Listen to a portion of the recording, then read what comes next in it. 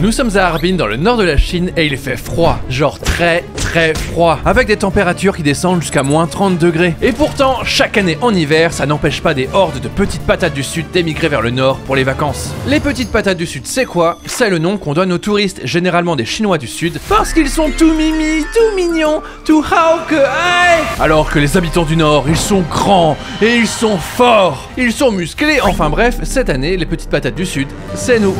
Bonjour, on est à Harbin en Chine et il fait très froid. On a envie de rentrer. Il fait moins 26 degrés la nuit, c'est horrible.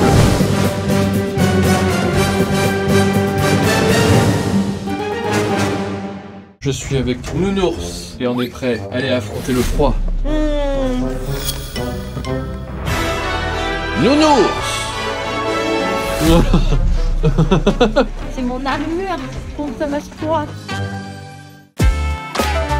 Harbin, c'est vraiment une ville étrange. Si on retirait toutes les écritures chinoises et devant sur des bâtiments, rien n'indiquerait qu'on se situe en Asie. Entre ces bâtiments d'architecture russe, sa cathédrale orthodoxe et ses statues d'inspiration gréco-romaine, on peut facilement imaginer que Harbin est l'une de ces fausses villes européennes qu'on peut trouver en Chine. Et pourtant, ce n'est absolument pas le cas, puisqu'il s'agit à l'origine d'une ville qui a été bâtie par une diaspora russe à la fin du 19e siècle, lors de la création du chemin de fer de l'Est chinois, une voie ferrée qui traversait une partie de la Chine pour joindre ensemble deux bouts de la Russie. Et si cet héritage culturel donne un charme particulier à cette ville, ce qui attire particulièrement les touristes ces dernières années, c'est ça. On est à Harbin, dans le parc de glace. Le Ice and Snow Festival, c'est un événement annuel qui a lieu depuis les années 60 à Harbin. Tous les ans, des bâtiments de glace spectaculaires sont érigés à partir des cubes de glace extraits de la rivière voisine. On est arrivé au village des glaces. Voilà. C'est super froid. Attention, il y a des gens qui font de la bouée partout, ça devient dangereux. C'est le seul transport. C'est à peu près une exposition de glace de chaque année. Ils cherchent un thème, ils construisent des bâtiments et aussi beaucoup de toboggans.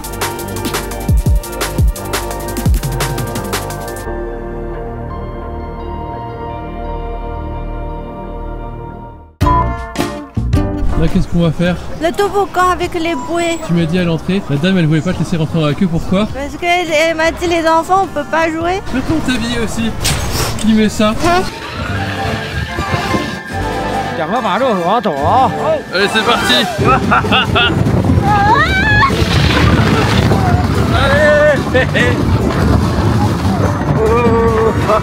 Voilà. C'était bien, par contre, l'air il est tellement froid sur le visage, c'est dur.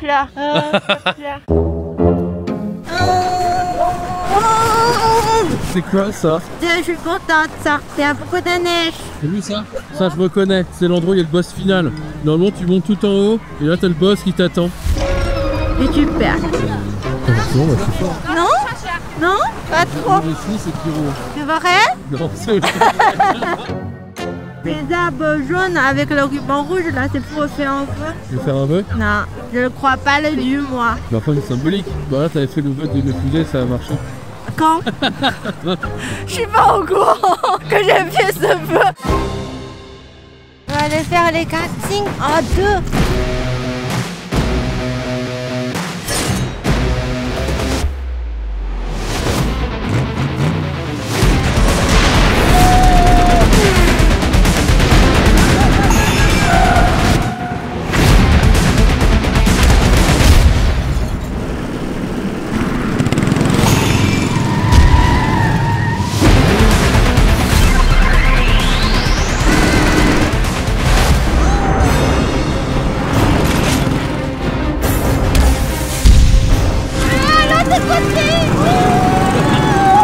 L'autre jour t'as passé ton permis en plus, c'est bien passé? Non, c'est mal passé.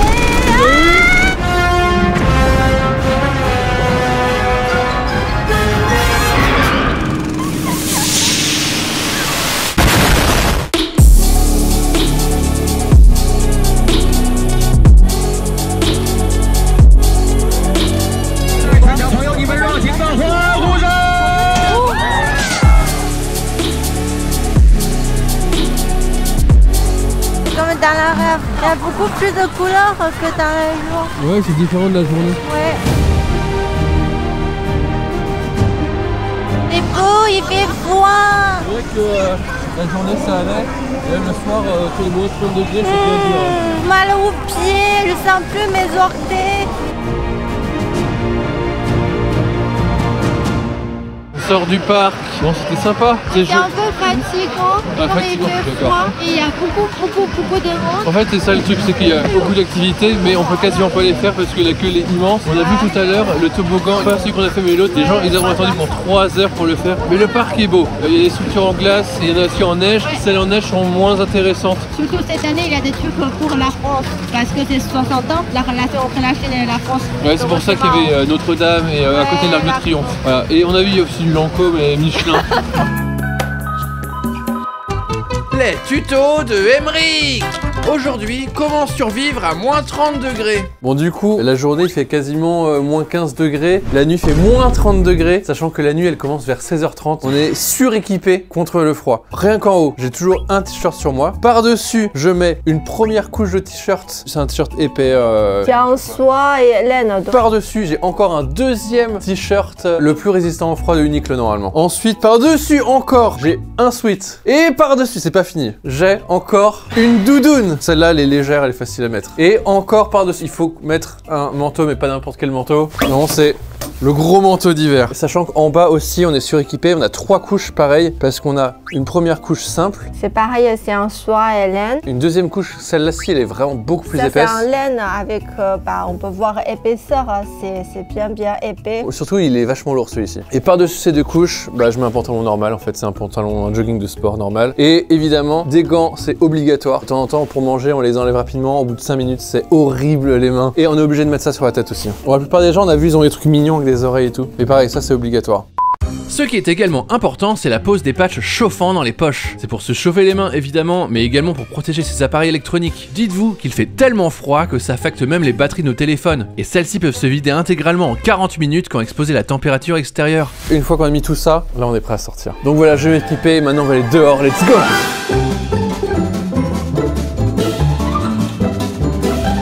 师傅，这个那个冰糖葡萄怎么买？这个15。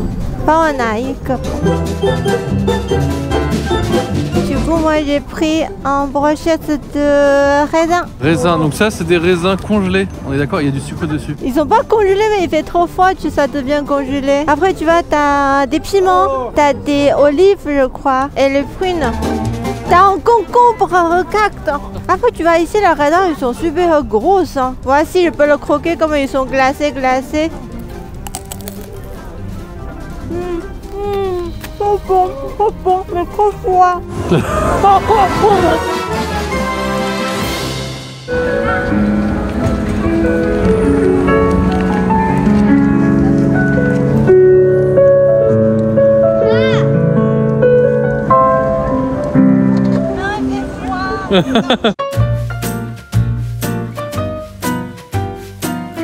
Ça c'est un gâteau de yaourt, c'est la spécialité, mais je connais pas, c'est la première fois aussi pour moi. 这个怎么卖啊？29一份。Regarde, c'est noté. Bienvenue à Harbin. Bienvenue les patates, non, le petit pois doré. C'est vrai, il y a vraiment écrit ça? C'est bon, c'est comme un bonbon au lait. C'est super dur. On m'attendait à un truc mou et c'est super dur. Il fait moins 26, c'est trop bon. C'est très très bon par contre. C'est vraiment un goût lait comme tu dis. Mais il y a un goût un peu fruité avec. Après la coupe en boisse. Juste avant, Lan a évoqué les petits pois dorés. C'est l'autre nom qu'on donne aux petites patates du sud. On a déjà évoqué ce sujet un peu plus tôt dans la vidéo. Mais revenons là-dessus rapidement. C'est moi, c'est les touristes chinois qui viennent du sud. Même en termes de marketing, quelque chose qu'on voit partout, il y a plein de petits dessins de patates toutes mignonnes. Donc tu dis c'est les touristes et on les appelle comme ça parce que ils contrastent avec les gens du nord. C'est facile à les reconnaître, les touristes, ils sont tous habillés avec des trucs tout mignons. Dans la rue partout, dans les mêmes supermarchés, on a vu, il y a des offres agressives pour les petites pommes de terre du sud encore et du coup il y a encore plein de dessins de petites pommes de terre. Il y a dans les boutiques, il y a des peluches, des figurines, pommes de terre du sud aussi. Tu m'as dit maintenant, le problème c'est que le terme est devenu, ils l'ont un peu changé cette année. Oui, parce qu'en fait, les gens du nord, les pommes de terre, c'est leur nourriture principale. Parce que c'est un légume qui tient le froid. Donc c'est un surnom, faut dire qu'ils nous aiment beaucoup. Mais pour nous, dans le fait que quand tu dis, voilà, on a des pommes de terre, mais pour nous, peut-être, tu as une sens un peu mal vue, c'est pas haut de gamme. Aujourd'hui, ils ont changé un peu le nom, on devient les pois dorés du sud. Comme ça, on monte le niveau. On est bling bling.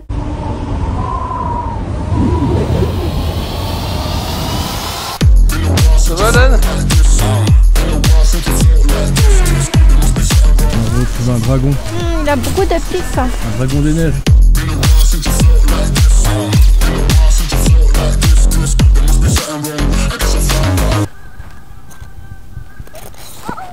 Non mais c'est grave là ce qui se passe.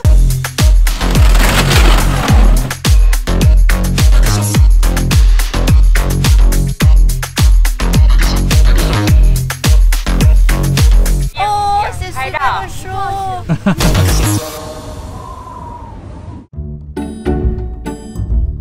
On va aller prendre le téléphérique, retourner au centre-ville. Avec les motifs. Oui, vas-y, Ici. explique ce motif. Ça, c'est les motifs du nord de la Chine. Et tu C'est m'as dit- vraiment les traits traditionnels. Et tu m'avais dit que ça faisait vraiment vieillot et que maintenant c'est revenu à la mode. Mais maintenant, ça devient vraiment le mode. Nous, on trouve c'est un objet un peu fashion. Ce motif, on le retrouve partout. Il y a plein de gens, j'ai vu, qui ont des vestes avec ce motif-là. C'est la tendance 2024. On peut dire ça. On est en haut de rivière, on voit tout. C'est un fleuve, hein, je pense. Oui, c'est un fleuve. Ça a l'air trop bien ça. Il y a des gens qui sont tirés par une voiture, ils tournent dans tous les sens. Par contre, il va faire froid. Hein. Avec le vent, ouais. J'ai ce problème-là que la luge tout à l'heure. J'ai souri quand je faisais de la luge et l'air froid est rentré dans la bouche et ça fait super mal aux dents. Ah oui, c'est les découpes de glaçons. Ok, ça c'est les glaçons que j'utilise pour faire toutes les Oui. sculptures de neige. Oui. De glace.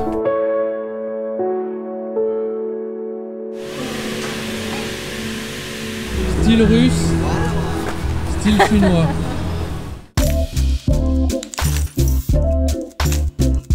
Bon, on s'est dit on allait faire une pause café croissant. Le Oui. café c'est bon là, regarde le croissant. Regarde qu'est-ce qu'on a trouvé. Un croissant énorme. 50 cm de croissant, combien de couches? 87 couches. Waouh, il est énorme. Ça sent super bon en plus.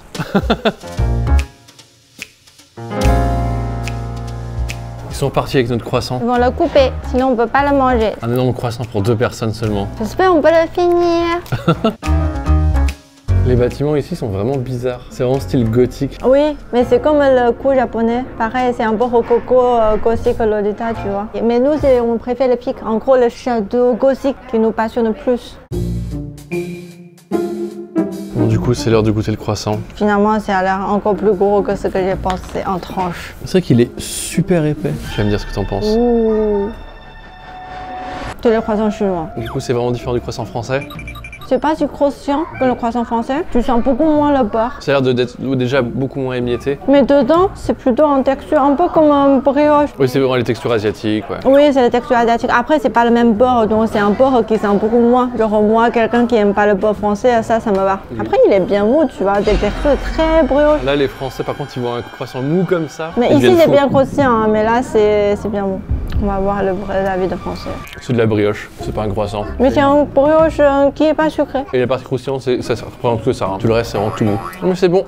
Je pense que le matin, c'est pour faire des tartines, quoi. Ouais.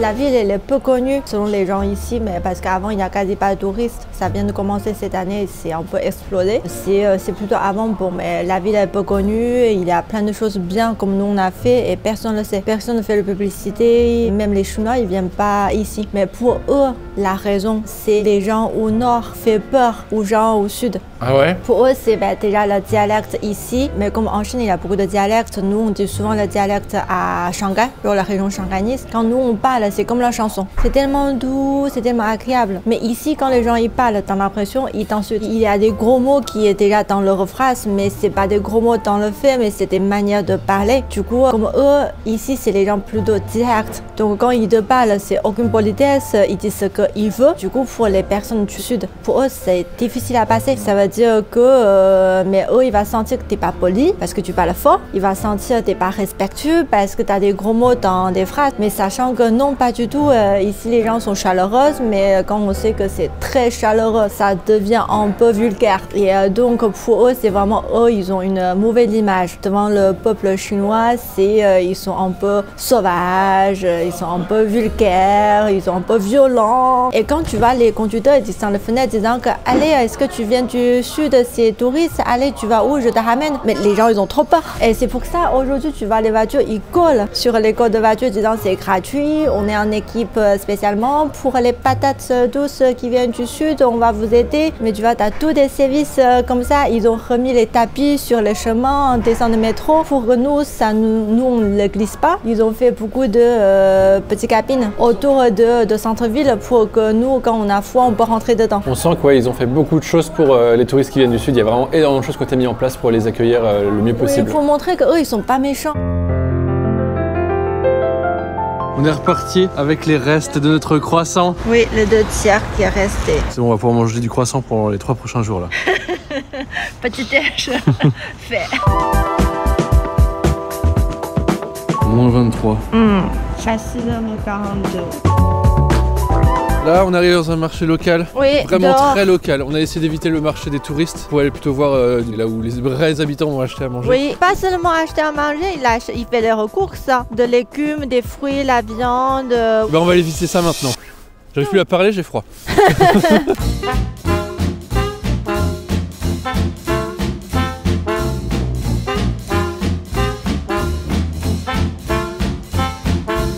Tu vois, là-bas, t'as la viande. Ça serait déjà tout gelé. Oui, la viande elle est congelée, il n'y a même pas besoin de la mettre dans le frigo ni rien du tout.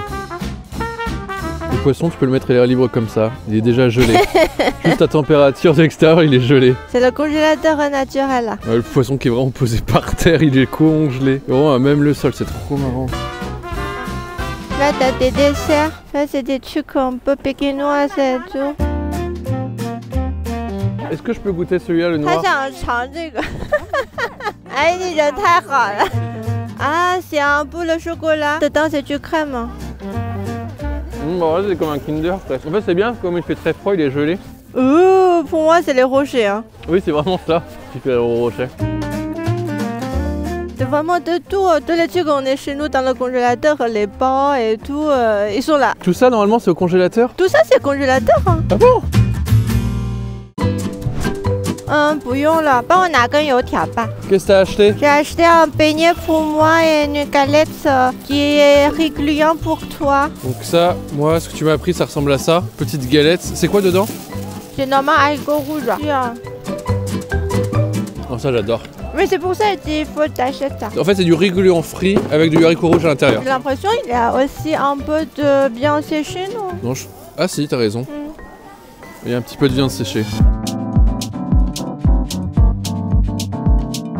Tu m'as dit ici, le seul problème, entre guillemets, c'est pas vraiment un problème, c'est que quand tu commandes un truc, la portion elle est énorme. Oui, par exemple, la pomme de terre au sud, on peut acheter un. Ici, tu achètes par 5-10 kilos. Ça, c'est des fruits congelés. Et je vois qu'il y a du kaki. Et le poivre. Poire gelée, du coup on a pu goûter déjà, c'est vraiment délicieux. Hein. Rien à voir avec les poires françaises. Et là tu les manges gelées comme ça que t'achètes dans la rue, c'est vraiment trop bon. Tu vois, t'as même des fraises congelées. Tu vois, dedans, c'est des légumes parce que les légumes, si tu les laisses dehors, ça se congèle. Oui, il y a certains fruits qui conservent au chaud, il fait trop froid dehors. Tout des bananes, tu m'étonnes. T'as vu des vermicelles géants? Les géants voient les doses qu'ils achètent. Et par rapport à nous, on achète petites doses, eux, ils achètent comme ça. 你好，帮我拿2个蛋堡。 Ça c'est quoi? Ça, c'est un burger de œufs qui coûte pas cher du tout. 1 euro pour les deux. Ah ouais, pour les deux. Du coup c'est vraiment fariné et œuf, un truc comme ça. Et la viande au milieu. C'est mon petit McMorning. C'est bien salé. Ouais, la viande saisonnée, j'ai demandé un peu d'épicé. Ouais, c'est un peu piquant, c'est un peu épicé. Bah écoute, c'est pas mal. J'approuve surtout à 1 euro. Même pas à 50 centimes. Apparemment, le prix est déjà un peu augmenté. Avant, c'est encore légèrement moins cher. Bah ouais, c'est la crise, hein. Regarde la glace. Ouais, ils sont tous dehors, dans le congélateur naturel. Hein, les tabacs? Est-ce que tu vois les tabacs, ils vendent comme ça? Ah, c'est du tabac ça? Oui. Ah, c'est marrant. Et c'est pas cher, hein. Mais je sais pas, ça se vend par kilo ou par gramme. Il y a des brioches aussi. Regarde les doses que eux ils achètent. Nous, on achète toujours un. Ah oui, c'est vraiment des énormes paquets. Là, tu peux acheter les tofu qui viennent de sortir en cuisson. Regarde, ils sont encore évaporés. Ouais, énorme bloc de tofu. Oui, ils vont livrer.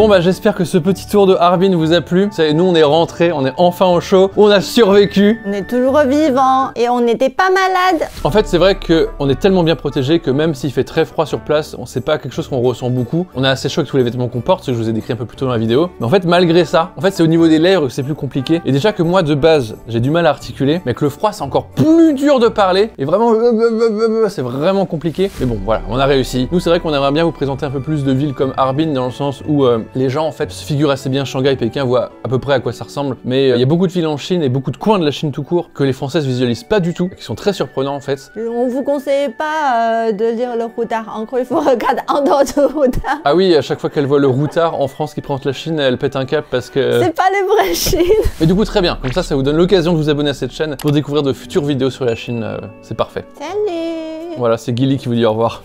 Salut.